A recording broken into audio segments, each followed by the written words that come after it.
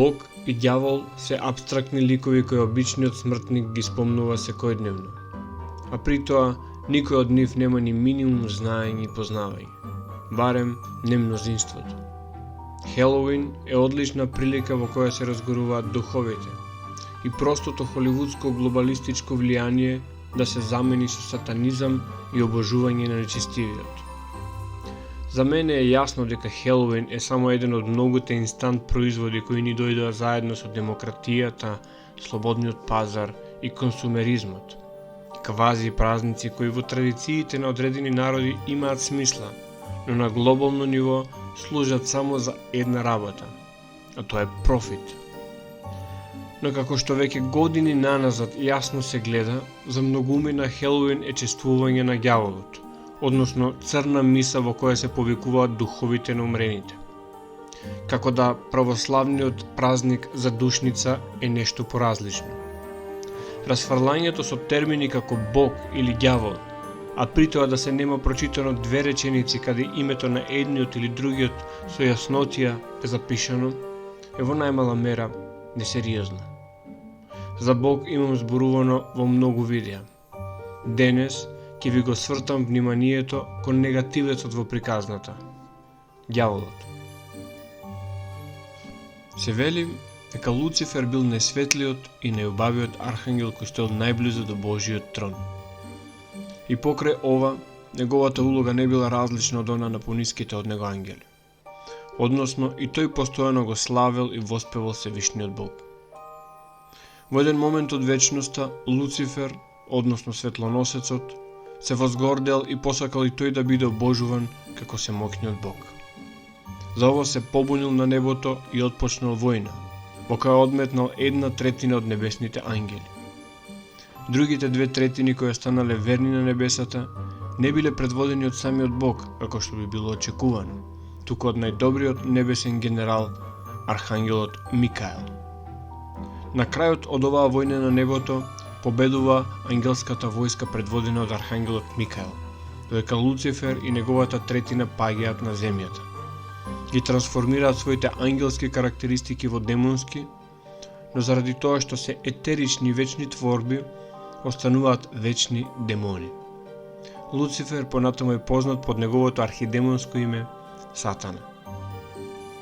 Оваа верзија пренесувана преку популарната култура и Холивуд се наметнува како вистина која е запишана таму некаде на страниците на Библијата. Но бидејќи немаме време за читање на тоа дебело книгиште од над 1000 страници, би требало да им веруваме на Холивуд и на сите оние кои во приказнава гледаат непореклива вистина.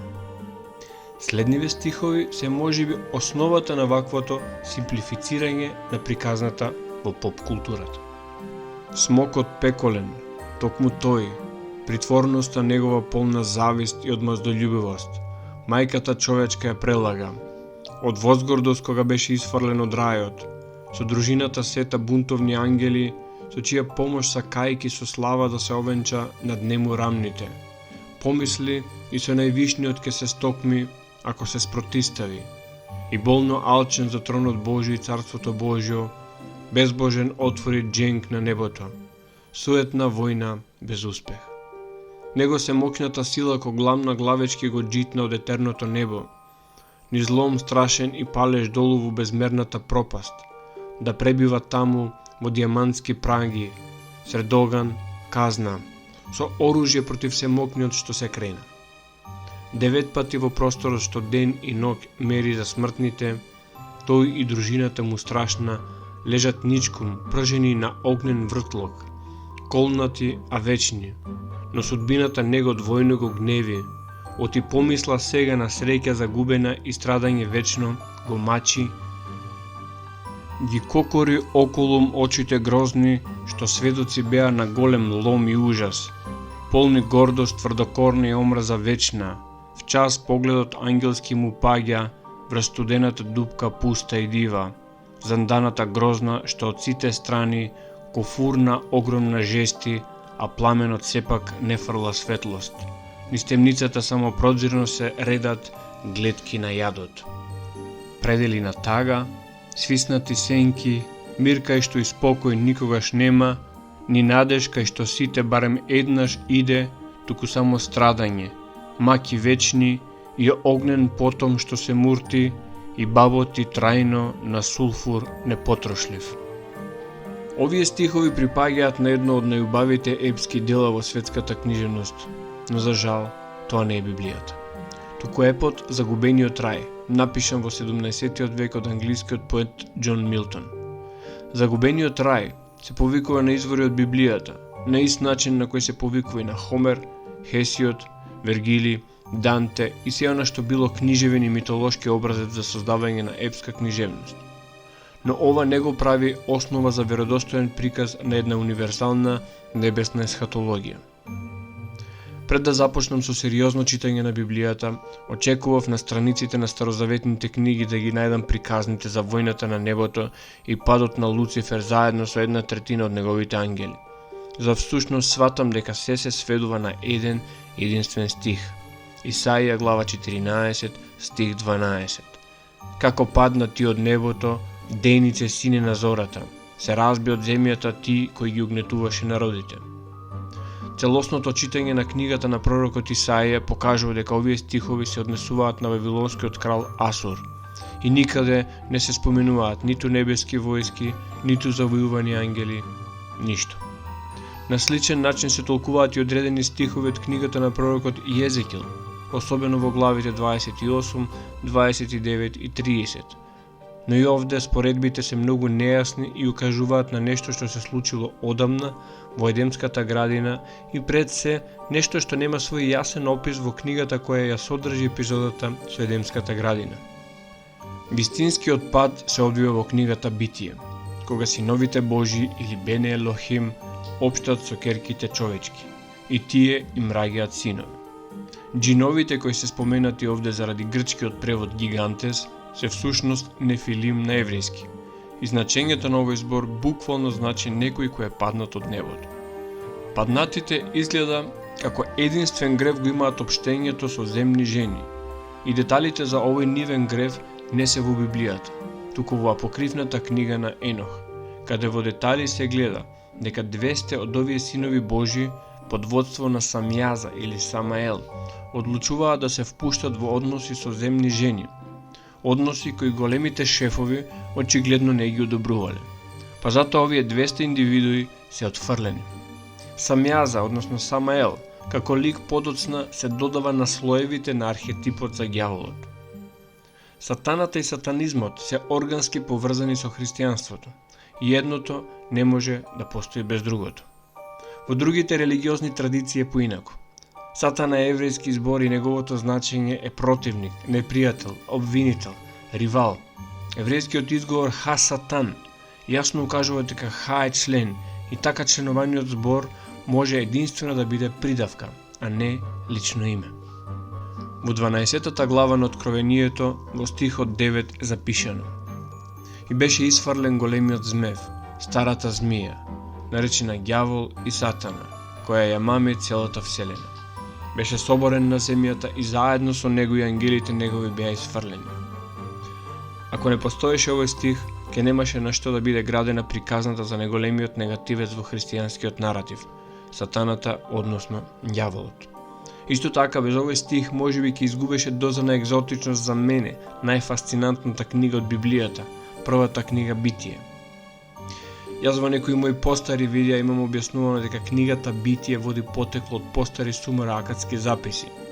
Записи кои се потврдени и со археолошките наоди од древниот Сумер. Во сумеро-акадската политеистичка представа на светот, оваа древна змија е богот Енки, сумерско божество кое подоцна ќе биде земено како модел за Посајдон, односно Нептун. Тризабецот, кој што е препознатлив знак на овој древен сумерски бог, ќе стане составен дел од ѓаволската иконографија. Представата за ѓаволот каква што имаме денес секако потекнува од стихот на Откровението кој веќе го споменавме, каде авторот ја прави директната врска помеѓу она што е сатана кај евреите, ѓавол во елинскиот свет и древната змија од Едемската градина. Проблемот настанува кога сатана како епитет излегува директно од устата на Исус, а се однесува на наводно првиот меѓу апостолите, карпата на која ќе изгради својата црква, апостолот Петар. Ова јасно се гледа во глава 16 стих 23 од Евангелието по Матеј и глава 8 стих 33 од Евангелието по Марко. И двете Евангелија буквално го велат следново. Но он се заврати и му рече на Петар: бегај од мене, Сатано, ти си ми соблазан, оти мислиш не за она што е Божјо, а за она што е човечко. Дали апостолот Петар е сатаната? Секако не е и никаде во христијанската традиција не се посветува многу внимание на овие зборови на Исус изговорени со бес. Исто како што е многу симптоматично што и Сатана и ѓавол во Библијата се пишуваат со мала буква, што не би било случај ако стануваше збор за лично име.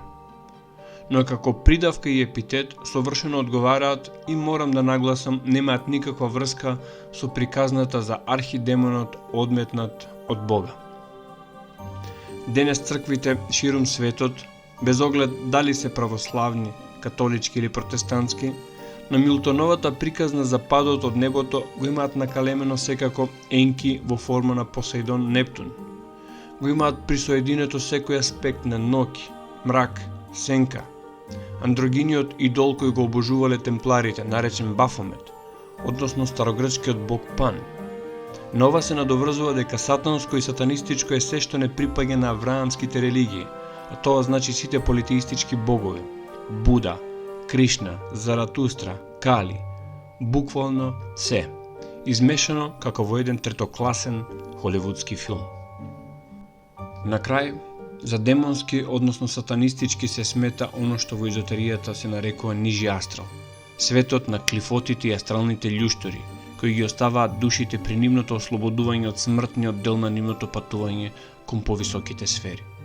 Тој свет може да биде застрашувачки за секој кој се плетка непотребно во него. Од друга страна, тој е само хумусот на астралниот свет, материја во гниење. Контрастите постојат заради можноста за нивно балансирање. Ноќта не е лоша, како што денот не е добар. Само имаат различна природа. Не е лошо време кога врне и е облачно, како што не е убаво време кога е сончево. Тоа се само наши предрасуди. Исто како што наша предрасуда и изговор е дека за злото на светот е виновен ѓаволот. За жал, таа вина од целост отпаѓа на човештвото. Јас сум Татончо, драги пријатели. Секој добро.